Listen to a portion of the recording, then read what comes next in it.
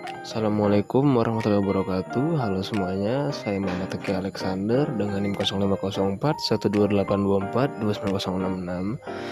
Di sini saya akan membahas tugas mengenai kualitas susu pada mata kuliah Teknologi Hasil Ternak, di mana saya akan melakukan sedikit eksperimen membandingkan susu yang sudah dibiarkan di udara terbuka selama beberapa hari dengan susu baru, di mana saya akan membahas mengenai perbedaan pada aroma, tekstur, warna, dan rasanya.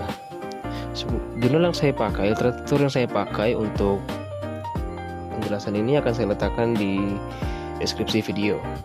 Baiklah, tanpa basa-basi lagi, mari kita mulai videonya. Baiklah, di sini saya akan langsung masuk ke hari kedua, dikarenakan hari pertama itu susunya masih baru dibuka dan akan dijadikan pembanding pada akhir nanti. Pada hari kedua, susu masih tampak putih dan homogen, belum terlihat adanya pemisahan antara bagian padat dan cair. Aroma mulai sedikit berubah, namun belum terlalu tajam. Menurut Walstra 2006, pada tahap awal penyimpanan, mikroorganisme mulai berkembang dan memanfaatkan laktosa sebagai substrat. Namun, sistem emulsi lemak dan suspensi protein kasein masih stabil sehingga perubahan fisik belum terlihat jelas. Selanjutnya, pada hari ketiga, bisa mulai terlihat gelembung-gelembung kecil di permukaan susu. Gelembung ini menunjukkan adanya aktivitas mikroba yang menghasilkan gas selama proses fermentasi. Aroma mulai lebih asam dibanding hari sebelumnya juga. Literatur menjelaskan bahwa bakteri asam laktat mengubah laktosa menjadi asam laktat, menyebabkan penurunan pH sehingga meskipun struktur protein masih relatif stabil, peningkatan keasaman mulai mengganggu keseimbangan sistem koloid susu. Pada hari keempat, terjadi perubahan signifikan, di mana susu mulai menggumpal dan tampak pemisahan antara bagian padat dan cair. Cairan yang lebih bening kekuningan merupakan whey. Menurut Walstra 2006, ketika pH mendekati titik isoelektrik kasein sekitar pH 4,6, muatan listrik protein menurun sehingga partikel kasein saling berikatan dan membentuk agregat. Proses ini menyebabkan koagulasi atau penggumpalan.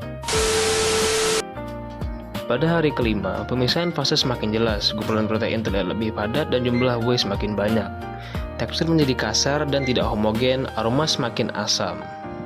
Literatur menyebutkan bahwa selain penurunan pH, enzim mikroba juga berperan dalam memecah protein dan lemak.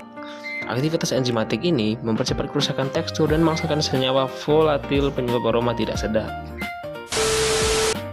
Dan sekarang kita sudah sampai pada hari terakhir.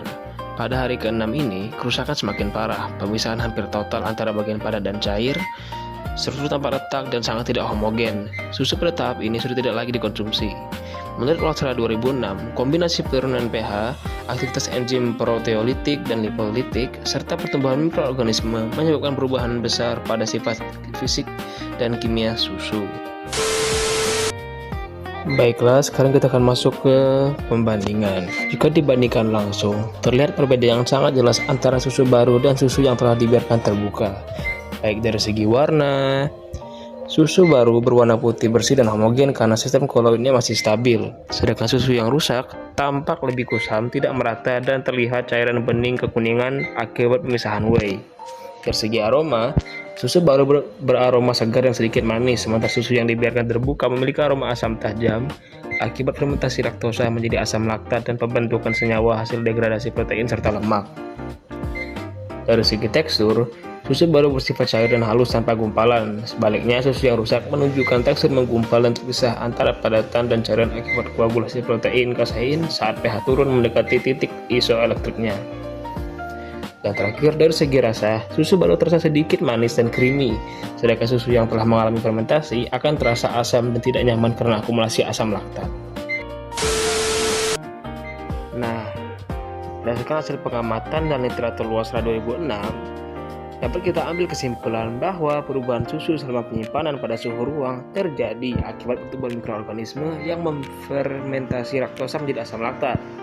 Penurunan pH menyebabkan destabilitas sistem koloid, koagulasi protein kasein, pemisahan whey, serta perubahan aroma, tekstur, dan rasa. Dengan demikian, perubahan fisik yang terlihat secara visual sejalan dengan perubahan kimia yang dijelaskan dalam literatur ilmiah.